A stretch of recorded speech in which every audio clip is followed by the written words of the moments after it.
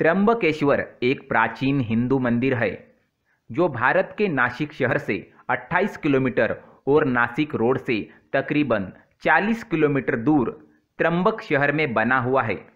यह मंदिर भगवान शिव के उन 12 ज्योतिर्लिंगों में से एक है जिन्हें भारत में सबसे पवित्र और वास्तविक माना जाता है। त्र्यंबकेश्वर ज्योतिर्लिंग की सबसे अद्भुत और असाधारण बात तो यह है कि इसके 3 मुख यानी 3 सर है। एक भगवान ब्रह्मा, एक भगवान विष्णु और एक भगवान रुद्र। इस लिंग के चारों ओर एक रत्नजड़ित मुकुट रखा गया है जिसे त्रिदेव के मुकुट के रूप में रखा गया है। कहा जाता है कि यह मुकुट पांडवों के समय से यहीं पर है। इस मुकुट में हीरा, पन्ना और कई बेशकीमती रत्न जुड़े हुए हैं। त्र्यंबकेश्वर मंदिर में इसको सिर्फ सोमवार के दिन 4 से 5 बजे तक दिखाया जाता है। यह मंदिर ब्रह्मगिरी पर्वत के तलहटी में स्थित है। गोदावरी नदी के किनारे बने त्र्यंबकेश्वर मंदिर का निर्माण काले पत्थरों से किया गया है। इस मंदिर की वास्तुकला बहुत ही अद्भुत और अनोखी है। इस मंदिर के पंचकोशी में काल सर्प शांति, त्रिपिंडी विधि और नारायण नागबली आदि पूजा कराई जाती है, जिनका आयोजन भक्तगण अलग अलग मनोकामना को पूर्ण करने के लिए करवाते हैं। इस प्राचीन मंदिर का पुनर्निर्माण तीसरे पेशवा बाला साहेब अर्थात नाना साहेब पेशवा ने करवाया था। इस मंदिर का जीर्णोद्धार सन 1755 में शुरू हुआ था, जिस काम का अंत बाद 1786 में संपन्न हुआ। तथ्यों के मुताबिक इस भव्य प्राचीन मंदिर के निर्माण कार्य में लगभग 16 लाख रुपए खर्च किए गए थे, जिसे उस समय काफी बड़ी रकम माना जाता था। त्र्यंबकेश्वर मंदिर की भव्य इमारत सिंधु आर्य शैली का अद्भुत नमूना है। इस मंदिर के भीतर एक गर्भगृह है, जिसमें प्रवेश करने के पश्चात शिवलिंग की सिर्फ आंख ही दिखाई देती है, लिंग नहीं। यदि ध्यान से देखा जाए तो आगे के भीतर 1 इंच के 3 लिंग दिखाई देते हैं। इन तीनों लिंगों को त्रिदेव यानी ब्रह्मा, विष्णु, महेश का अवतार माना जाता है। प्रातःकाल में होने वाले पूजा के बाद इस पर पंचमुखी मुकुट चढ़ा दिया जाता है। त्र्यंबकेश्वर मंदिर परिसर में कुंड है कुशावर्त, जो गोदावरी नदी का स्रोत है। कहा जाता है कि ब्रह्मगिरी पर्वत से गोदावरी बार बार लुप्त हो जाया करती थी। गोदावरी के पलायन को रोकने के लिए गौतम ऋषि ने एक कुशा की मदद लेकर गोदावरी को बंधन में बांध दिया था। उसके बाद से ही इस कुंड में हमेशा पानी रहता है। इस कुंड को कुशावर्त तीर्थ के नाम से जाना जाता है।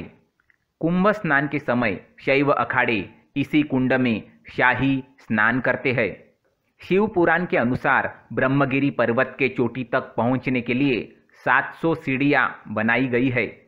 इन सीढ़ियों पर चढ़ने के उपरांत राम कुंड और लक्ष्मण कुंड मिलते हैं और शिखर के ऊपर पहुंचने पर गोमुख से निकलती हुई भगवती गोदावरी के दर्शन प्राप्त होते हैं। चलिए अब हम आपको त्र्यंबकेश्वर ज्योतिर्लिंग से जुड़ी हुई पौराणिक कथा के बारे में बताते हैं कि आखिर भगवान शिव त्र्यंबकेश्वर ज्योतिर्लिंग के रूप में यहाँ उत्पन्न क्यों हुए। पुराणों के अनुसार एक बार महर्षि गौतम के तपोवन में रहने वाले ब्राह्मण की पत्नियां किसी बात पर गौतम ऋषि की पत्नी अहिल्या से नाराज हो जाती है। उन सभी पत्नियों ने अपने पति को गौतम ऋषि का अपमान करने के लिए प्रेरित किया। उन ब्राह्मणों ने इसके लिए भगवान गणेश की आराधना की। उनकी आराधना से प्रसन्न होकर गणेश जी ने उनसे वर मांगने को कहा। उन ब्राह्मणों ने कहा, प्रभु किसी प्रकार गौतम ऋषि को इस आश्रम से बाहर निकाल दीजिए। गणेश जी को विवश होकर उनकी बात माननी पड़ी। तब गणेश जी ने एक दुर्बल गाय का रूप धर के ऋषि गौतम के खेत में जाकर फसल खाने लगे। गाय को फसल खाते देख ऋषि गौतम ने हाथ में डंडा लेकर उस गाय को वहां से भगाने लगे। उनके डंडे का स्पर्श होते ही गाय वहीं गिरकर मर गई। उस समय सारे ब्राह्मण एकत्रित होकर गो हत्यारे कहकर ऋषि गौतम का अपमान करने लगे। ऐसी विषम परिस्थिति को देखकर ऋषि गौतम उन ब्राह्मणों से प्रायश्चित और उद्धार का उपाय पूछा। तब उन्होंने कहा, गौतम, तुम अपने पाप को सर्वत्र बताते हुए 3 बार पृथ्वी की परिक्रमा करो, फिर लौटकर यहाँ 1 महीने तक व्रत करो। इसके बाद ब्रह्मगिरि की 101 बार परिक्रमा करो, तभी तुम्हारी शुद्धि होगी। अथवा यहाँ गंगा जी को लाकर उनके जल से स्नान करके 1 करोड़ पार्थिव शिवलिंग से भगवान शिव जी की आराधना करो।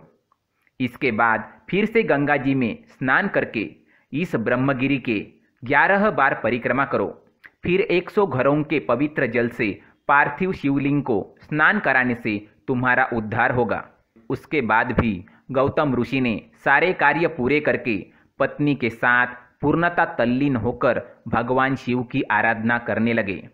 इससे प्रसन्न होकर भगवान शिव ने उनसे वर मांगने को कहा। महर्षि गौतम ने कहा, भगवान, आप मुझे गो हत्या के पाप से मुक्त कर दीजिए।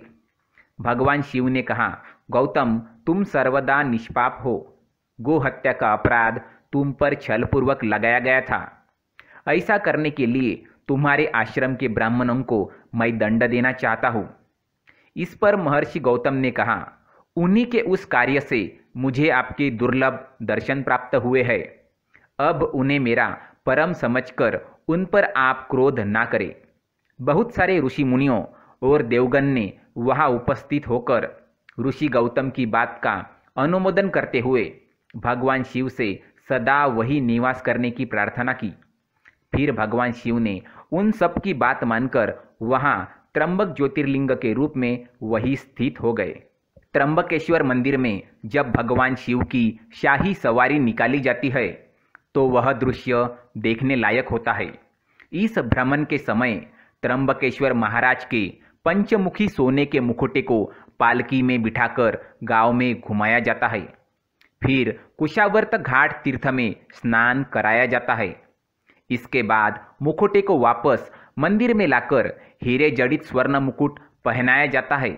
यह पूरा दृश्य त्र्यंबक महाराज के राज्य अभिषेक जैसा महसूस होता है। इस यात्रा को देखना बेहद अलौकिक अनुभव है। शिवरात्रि और सावन सोमवार के दिन त्र्यंबकेश्वर मंदिर में भक्तों का तांता लगा रहता है। यहाँ आने वाले भक्त सुबह के समय स्नान करके अपने आराध्य के दर्शन करते हैं और जिसके दर्शन मात्र से ही मनुष्य जीवन की सार्थकता महसूस होती है। ओम नमः शिवाय। ओम नमः शिवाय। ओम नमः शिवाय।